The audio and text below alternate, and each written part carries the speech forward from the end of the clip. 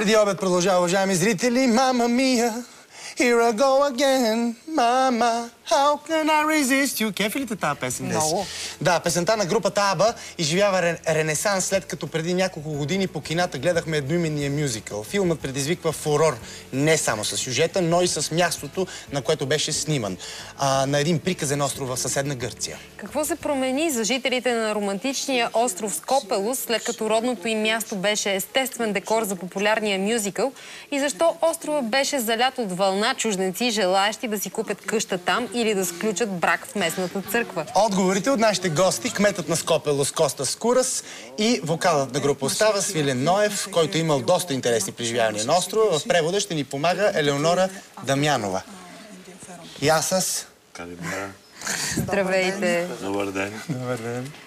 Кажете ни най-напред, колко се промениха нещата за вас и за Скопелос, след като снимаха Мама Мия? Сигурно е като преди новата ера и след новата ера. Не, έγινε μεγάλη αλλαγή. Да, всъщност има голяма промяна. Το νησί διαφημίστηκε σε όλο τον κόσμο. Чрез този филм стана голяма реклама на острова. Και υπάρχει πολλοί κόσμος που έρχεται εξαιτίας της ταινίας. Всъщност идват много хора, за да видят сцените от този филм, местата от този филм. Αλλά και για να κάνουν γάμο στη Σκόπελο. И всъщност за да сключат своя брак на острова. Направихте ли восъчни фигури на големите звезди от филма? Έχετε κάνει κάποια σχέδια στους ειδοποιούς που έχουν παίξει στην ταινία αυτή? Αν έχουμε κάνει σχέδιο. Σχέδιο εννοεί το παιδί σαν, ας πούμε, αυτό που έχει по Мадам Тюсо στο Лондино. Ομοιώματα. Δεν έχουμε κάνει αυτό. Не, нищо такова не сме направили. Αυτό που σχεδιάζουμε είναι να κάνουμε μια εκδήλωση για τα 5 χρόνια. Това, което смятаме да направим, е едно представяне за следващите 5 години. Добре, кажете, казахте, много хора идват да се женят. Кои са най-известните двойки, които наскоро сте оженили на Скопелос? Αυτοί που έχουν έρθει να κάνουν τους γάμους τους, ποιοι είναι οι πιο διαφημιστικοί και πιο, ας πούμε, άνθρωποι που τους ξέρει όλο τον κόσμο? Λόγω της ταινίας. Όχι, γενικώς από τους ανθρώπους που έχουν παντρευτεί. Από τα ζευγάρια που έχουν παντρευτεί.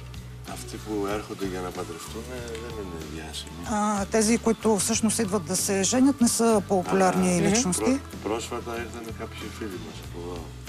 Но миналата година дойдоха едно българско семейство, за да сключат брак, наши приятели. Свирене, ти за сватба, разбирам, си бил там. Да, за същата сватба ли става въпрос? Става въпрос за едни наши роднини, много симпатични, които са ни много близки роднини, Петко и Теди. Бяхме поканени там на сватба и стояхме 10 дена с малки и беше супер. Разказвай. Какви преживявания особени ни анонсирахме ти се случи? Какви преживявания? Готино беше, че обиколихме острова той като филм. Наистина се носи на филм. Обаче го живееше някакъв пълен космос. Много красиво, много са мили хората. Сватбата мина страхотно, аз пях. Като Франк Синатра. Да. И беше страхотно. Той, между другото, Костас, който е кмет, все пак им помогна за организацията на сватбата. Аз не знаех, че е кмет тогава. Доколкото разбираме, Костас като кмет е доста близо до хората там, така ли? Че е заместник кмет. Заместник. Да. И λέει το παιδί ότι είσαι πολύ, σε ξέρει όλο το νησί. Είσαι σαν να έχεις γίνει σαν μια φίρμα, ας πούμε, γιατί για το νησί σε ξέρουν όλοι. Εντάξει, όταν είσαι αντιδήμαρχος... Когато всъщност си заместник кмет или кмет, нормално е всички да те познават. Добре, кажи, тебе кое най-много ти хареса? Защото предполагам, че си има там такива основни туристически места, в които е съсредоточен потока и сигурно има едни такива по-малки и тихички, които... Самата църква е невероятно красива. Значи аз мога да спомня в самия филм дали показаха отдалеч, защото тя е на една огромна скала, която е към 1 километър висока и се катериш по едни такива пътечки от 15-20 минути. Самата църква е супер малка, като заставаш отгоре е много зловещо. Виждаш целия... Абсолютно всичко, космос пълен, наистина. Много е интересно, но това не е там. както виждам. Нещо интересно за хапване имаш ли там? О, жестоко. За хапване и за пиване има невероятни неща. Гърците са много добри бизнесмени. Много добре правят така всеки турист да се чувства добре. И така ще се радвам да дойда това лято пак. Ако може да изпея няколко песни, пак ще бъде още по-щастлив. Добре, по какво вие сте по-различни от другите гръцки острови? Τι είναι αυτό που σας κάνει να είστε πολύ διαφορετικοί από τα υπόλοιπα τα νησιά? Καταρχάς ότι σε αντίθεση με άλλα νησιά η Σκόπελος είναι πολύ прάσινη. Само ще ви помоля, ако може да се опитате симултанно да превеждате, защото така загубваме ужасно много време в превода. Да, искам да чуя цяло изречение. Значи, в сравнение с другите острови, при нас има много зелено, много дървета, много зеленина, храсти. Това, което липсва на повечето гръцки острови. Είναι 80% καλυμμένη με δάσος. 80% от острова е гора, гориста местност.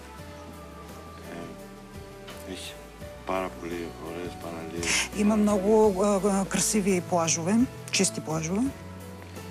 Αλλά το κυριότερο είναι ότι Но най-важното е, έχει αυθεντική φιλοξενία.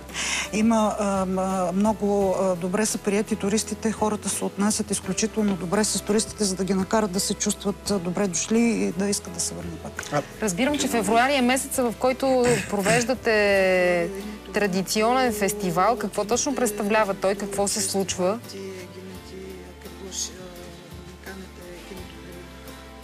Αυτή την περίοδο γιορτάζουμε През този период празнуваме. το τοπικό καρναβάλι. Празнуваме местния карнавал. Είναι μια περίοδος γύρω στις 10 μέρες. Това е един период, който обхваща 10 дни. Πριν από την καθαρή Δευτέρα που ξεκινάει Преди η чистия νηστεία. понеделник, това е деня преди започването на великденските пости. Είναι συνδεδεμένο δηλαδή με το Πάσχα. Свързано е с великденските празници. Достъпно ли е за туристите там в сравнение с други гръцки места, като цени и въобще като остане? Από τιμές, εννοεί το παιδί μπορεί να πάει οποιονδήποτε, είναι λίγο ακριβό εκείνο το περίοδο.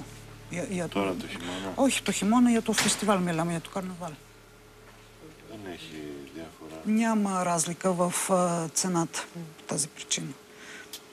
Не, то по-скоро, Сирене, може би да кажеш за българина, постижимо ли е да отиде Да, там? мисля, че е доста окей за българи да ходят. Става просто, трябва да ти влезе в главата това, че все пак има доста път. Караш се до един град, който мисля, Волос. Караш се до един град Волос. 5-6 часа каране, после има 3 часа с ферибот. Трябва търпение, но там е изключително красиво и хората са много мили, всички говорят английски. И понеже бяхме с детето, всички ни отваряха врати с много усмивки. Беше страхотно. Значи, взето 10 часа си там, така? 9 космос, да. Това с малкото дете не знам как се издържа целият опът. Трудно, но имаше и по-малки деца и това показва, че явно им харесва на хората. Добре, благодаря ви много, че бяхте наши гости. Ние лятото ще дойдем при вас да знаете.